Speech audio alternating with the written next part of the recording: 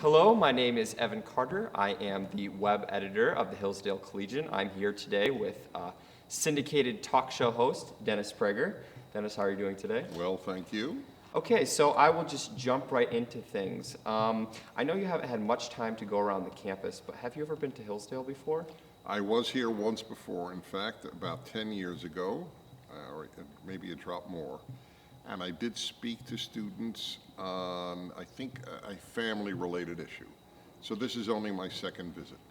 Okay, and what are your thoughts on Hillsdale students in Hillsdale as compared to other public universities in your experience? Well, I am a big believer in Hillsdale. I advocate Hillsdale on my national radio show. Look, what Hillsdale is trying to do is unbelievably necessary and pretty lonely, because the campuses have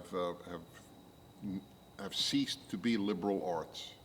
They have become left-wing campuses, where the purpose is to indoctrinate rather than educate. And while obviously Hillsdale has a philosophic agenda, as is perfectly right, it still prefers to educate. And as far as this election, what does it mean for the United States' relationship with the nation of Israel, would you say? There are many reasons to fear the Democratic Party and the left generally, and one of them is a broken moral compass.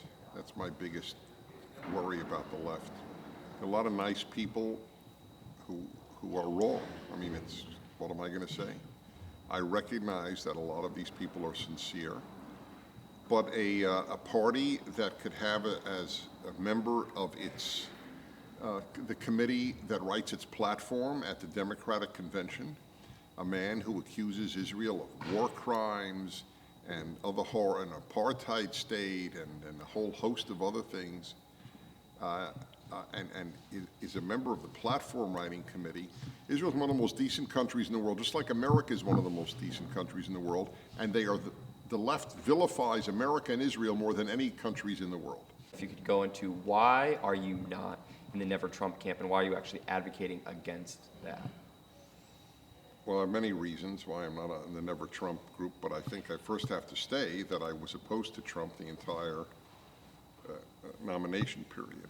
I wrote column after column against him. He was my 17th choice of 17 candidates. So I just want to make clear that I was not a Trump supporter when there was a choice. There is no choice now.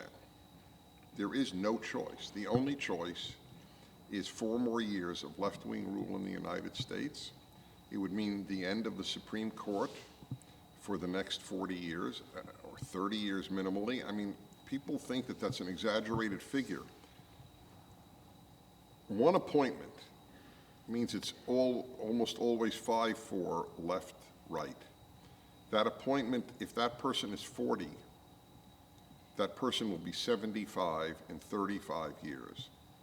It's young today. Look, Bernie Sanders is over 70. Nobody gave a hoot. In fact, his biggest supporters were young people. So imagine what 75 will be 35 years from now, be middle-aged. So the court is lost. That's almost everything, because the left doesn't need Congress. So final question for you, Mr. Prager. In light of all the things you've just said, what should a younger person, particularly the young students here at Hillsdale College who are probably 17, 18, up through 21, 22, what should they do in light of all the things that you just said today? Well, in light of what I said, if I've made sense, then it makes perfect sense for you to campaign for the Republican ticket. That's what it makes sense, and to answer these arguments. We have a moral issue here, and therefore, by the way, it makes it hard for you, because you have to then make the argument for the destructiveness of the left, which people are often very uncomfortable about doing, because most people have such people in their family.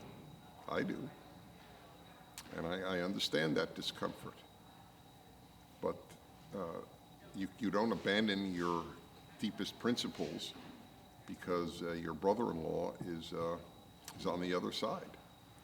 This is just the way it works. So we need you very badly. and you need this victory very badly.